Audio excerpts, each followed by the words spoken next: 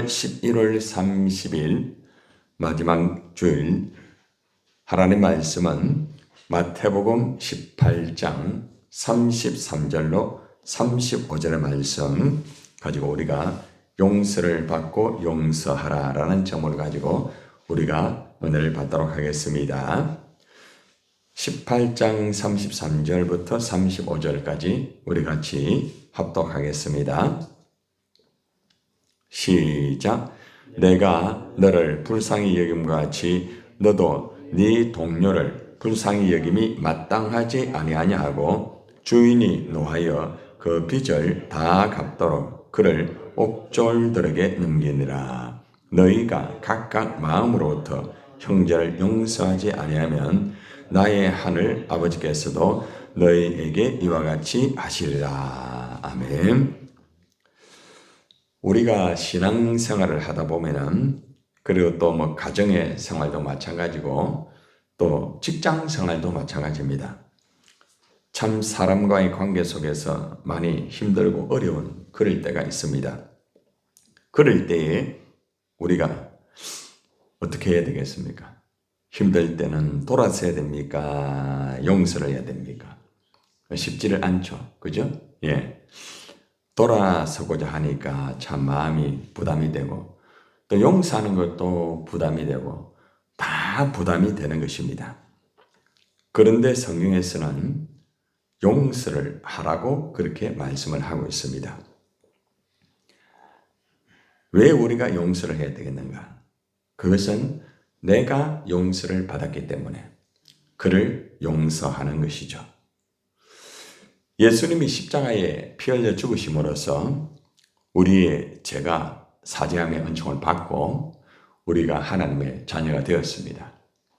사실은 우리가 우리 자신의 원죄와 그리고 유전죄와 그리고 자범죄에 의해서 우리는 너나 할 것 없이 모두가 불타는 지옥에 들어갈 수밖에 없는 그러한 존재입니다.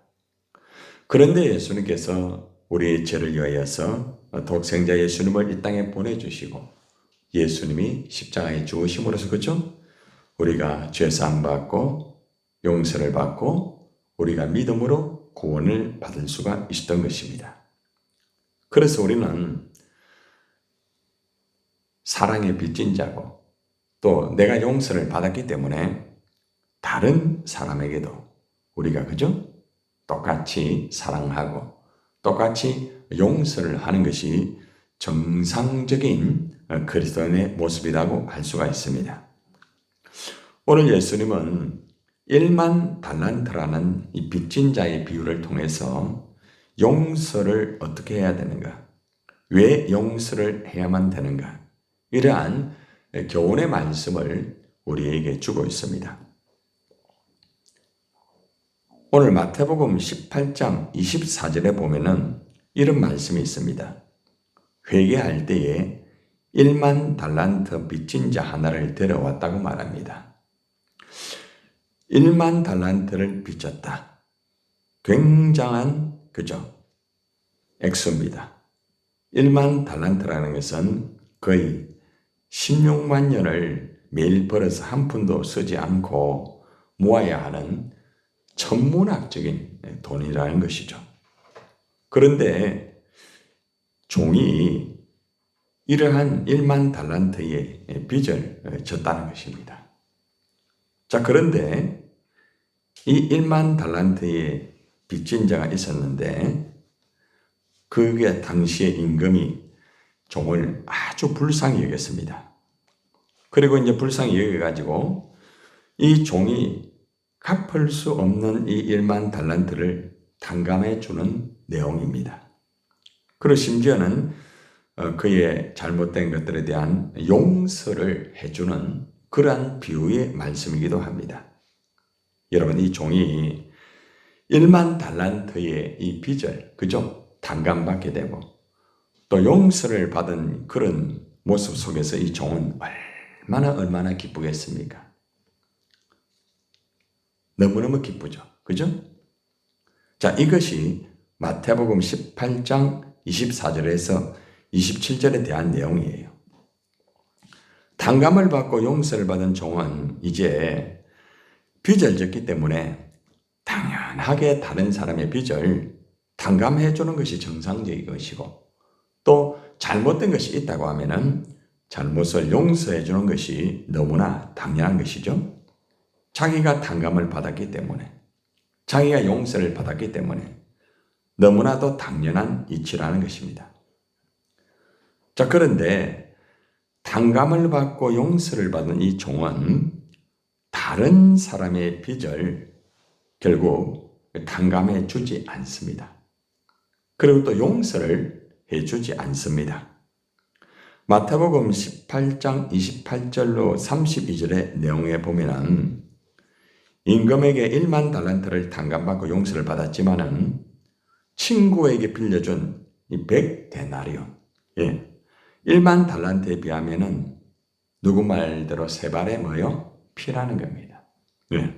얼마든지 이 100데나리온 정도는 탕감해 줄 수가 있잖아요. 그리고 또 용서를 해줄 수 있는 것입니다. 그런데 이 종은 용서를 해주지도 않고 탕감도 해주지를 않았습니다.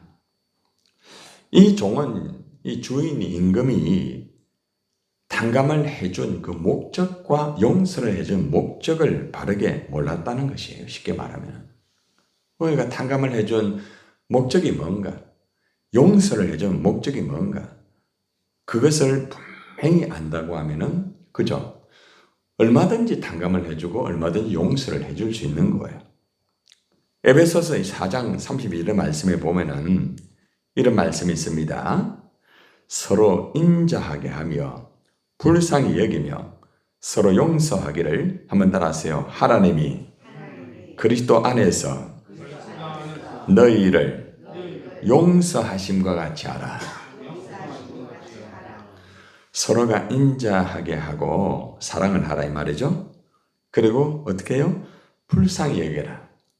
그리고 서로가 용서하라. 세 가지 단어가 나옵니다. 서로 사랑하고 서로 불쌍히 여기고 서로가 용서를 하라는 거죠. 기준은 그리스도 예수 안에서 너희를 용서하심과 같이 하여라.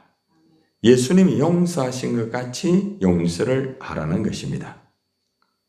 자, 이 종은 자신이 예수님 안에서 용서를 분명히 받았습니다. 비우니까요. 그죠?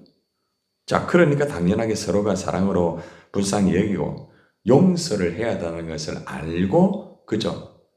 빚진 자를 탕감해주고 용서를 해주는 것이 분명한 이치지만은, 이러한 예수님이 분명하게 사랑해 주시고 불쌍히 여기시고 용서를 하였던 것을 몰랐던 것입니다. 용서의 출발은 있잖아요. 자신이 용서를 받은 것부터 시작을 해야 돼요. 내가 용서를 받은 것부터 출발을 해야 됩니다. 그리고 용서의 종착역은 다른 사람을 용서할 줄 알아야 됩니다. 사랑을 받은 사람이 사랑을 베풀죠. 그죠? 용서를 받은 사람이 용서를 할 수가 있는 것입니다. 그런데 문제는 이 종이 다른 사람을 용서하지 못했으므로 어떻게 보면은 진짜로 용서를 받은 사람은 아니다, 이렇게 해석을 할 수가 있는 거예요. 여러분들, 용서의 첫 번째 가장 원리는 내가 진짜 용서받은 사람인가? 여러분이 예수님을 믿고 정말 하나님의 자녀가 되었지만은 정말 내가 용서를 받은 사람에 대한 확신을 가지고, 그죠? 그에 대해서 인정을 하고 예수님의 십자가의 대속에 대해서 분명히, 그죠? 믿고 그렇게 살아가고 있는가? 내 안에 내가 용서를 받았다는 확신과 또 사랑의 빚을 졌구나, 용서의 빚을 졌구나, 이것을 분명히 인식하고 나아가는 부분이 가장 중요한 용서의 첫 번째 출발이라는 것입니다. 이것을 모르는 사람은 다른 사람을 용서할 수 없어요. 또 심지어는 자기 자신도 용서를 하지 못하고 계속해서 그 죄의 감옥에 갇히게 된다는 것입니다. 내가 용서를 받았다면 용서할 줄 아는 사람이 되어야 되겠죠. 그죠? 마태복음 18장 33절의 말씀을 한번 보세요. 같이 시작. 내가 너를 불쌍히 여김같이 너도 네 동료를 불쌍히 여김이 마땅하지 아니하냐.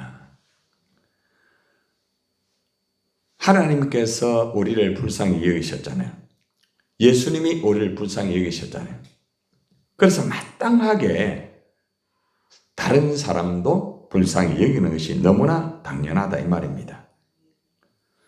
본문에 나오는 종은 자신이 용서를 받았음에도 불구하고 나에게 빚진 한 사람입니다.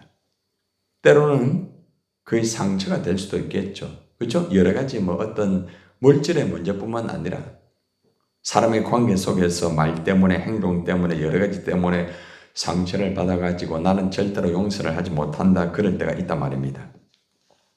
그래서 그 사람을 볼 때마다 분노하고 화를 내고 그죠? 결국 힘든 그런 삶을 살 수 있는 모습이 어떻게 보면은 이 종의 모습일 수도 있습니다. 우리는 살아가면서 사실은 신앙생활도 가정생활도 직장생활도 사람과의 관계 속에서 믿었던 그 사람이 정말 나를 힘들게 하는 경우가 있습니다. 오늘 본문에서 네 동료를 이라고 말한 네 동료를 불쌍히 여기라. 동료가 뭡니까? 함께 일하는 사람. 함께 공동체에서 그죠? 일을 하는 사람을 동료라고 말합니다. 동반자라고 말할 수 있겠죠. 그런데 그 사람이 여러 가지의 어떤 문제가 있어가지고 사람과의 관계가 힘들고 어려울 때가 참 많습니다. 금전의 문제가 될 수도 있고 또 여러 가지 또 언어의 문제가 될 수도 있겠고 그죠? 여러 가지의 어떤 스타일의 문제, 행동의 문제, 사고방식 여러 가지 또 심지어는 신앙 자체의 컬러가 전혀 다른 사람이 있어요. 예. 신앙 자체의 컬러가 너무 달라요. 얼마나 힘들어요. 그죠? 부모와의 관계, 부부와의 관계, 자녀, 친구, 다양한 것들, 교회 안에서 때로는 목회자와의 관계, 또 성도와의 관계, 나를 힘들게 하는 이러한 일들이 일어날 수가 있다는 것입니다. 자, 이때에 나는 과연 혹시나 이 종의 모습은 아닌가? 나는 용서라는 것을 알고는 있지만은 용서하는 것이 상당히 힘들지 않는가? 용서하는 게 말도 안 된다. 이렇게 하는 모습이 오늘 이 종의 모습인데 이 종의 모습이 바로 나의 모습이 될 수가 있다는 거죠. 또한 우리의 공동체 안에 그런 사람이 있을 수도 있다는 것입니다. 용서라는 것은 사랑의 예수님을 닮아가는 과정이에요. 예수님을 계속 닮아가는 거예요, 여러분들이. 예수님을 닮는 것은 마치 내가 용서를 한 결과와 똑같은 거예요. 여러분 예수님 닮는다, 성화의 과정을 이룬다 하고 있지만은 만약에 용서를 하지 못한다고 하면은 그 사람은 예수님을 절대로 닮을 수 없어요. 절대로 성화를 이룰 수가 없습니다.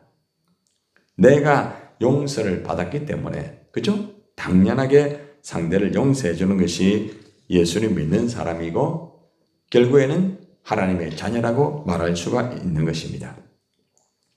여러분들은 용서를 사람과의 관계라고 생각합니까? 용서는 단순하게 사람과의 관계가 아니에요. 그 사람과의 관계를 끊으면 끝나는 것 같지만은 그 배후에는 하나님과의 관계가 있습니다. 사람과의 관계에서 뛰어넘어서 용서는 나와 하나님과의 관계라는 것을 잊지 말아야 됩니다. 그래서 내가 그 사람을 용서하게 되면은 하나님과의 관계가 바르게 되고요. 또 아름다운 열매를 거둘 수가 있습니다.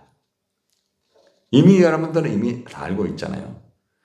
예수님이 십자가에서 나를 위하여 고통을 당하시고 철저하게 그죠? 정말 피를 다 흘리시고 모든 것을 다 쏟으시고 나를 용서를 했습니다. 그런데 나는 모든 것을 쏟는 것이 쉽지 않아요. 때론 피 한 방울도 흘리기 싫어합니다. 자존심 그거 하나마저도 내려놓기 힘듭니다. 그래서 우리는 용서하지 못하는 거예요. 용서를 하면은 하나님께 영광이 되지만은 실제적으로 용서를 하면은 나에게도 유익이 있다는 것을 아십니까? 용서를 하면은 이상하게 내 마음이 나중에는 편안해집니다. 그리고 또 이상하게 하나님의 은혜가 넘치게 되고요. 또 일을 할 때도 하나님의 능력이 나타날 수가 있다는 것입니다.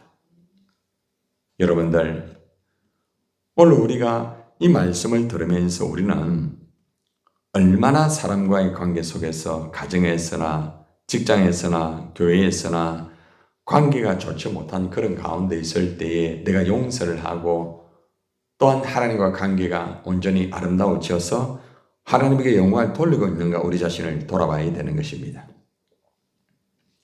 한 가정에 시어머니와 며느리 관계가 좋지 않았습니다. 며느리가 시어머니를 정말 힘들게 했어요. 시어머니를 굉장히 미워합니다. 며느리가. 시어머니도 며느리를 미워했습니다. 용서하지 못하겠다면 서로가 완전히 일보도 양보하지 않습니다. 그런데 시어머니가 예수를 믿었습니다. 예수를 믿고 난 다음에 예수님의 그 사랑과 용서를 알고 난 다음에 내가 며느리를 용서해 줘야 되겠다. 그래서 며느리를 용서하고 며느리를 받아들였어요. 시간이 지나가게 되니까 며느리가 예수를 믿게 되는 거예요. 그리고 시어머니의 관계 속에서 모든 것들이 다 회복이 되고 결국 며느리가 용서를 구하고 서로가 아름다운 관계가 되었다는 그러한 실제적인 일이 있습니다. 상담으로 이루어졌던 일입니다. 용서를 하면은 평안과 평화가 찾아옵니다. 그러나 용서하지 아니하면은 분노, 다툼, 분열, 그리고 결국에는 서로가 헤어지는 그런 일들이 벌어지게 됩니다. 가정 안에서도 부부관계, 자녀와의 관계, 교회 안에서도 마찬가지고 직장 안에서도 직장은 좋은데 서로 사람과의 관계가 힘들어가 직장 떠나는 사람 얼마나 많은 줄 아십니까? 현대인들의 직장인들 80%가 사람과의 관계가 힘들다고 해요. 떠나는 사람들의 특징이 무엇 때문에 떠나느냐? 거의 다가 사람과의 관계라고 말합니다. 참 재미있죠, 그죠? 그런데 이러한 사람과의 관계 때문에 벌어지는 이런 일들이 교회 안에서도 이루어질 수 있다는 거예요. 어떤 특정한 문제 때문에 떠나는 게 아니라 사람과의 관계 속에서 그걸 해결 못해가지고 교회를 떠나는 사람들이 굉장히 많습니다.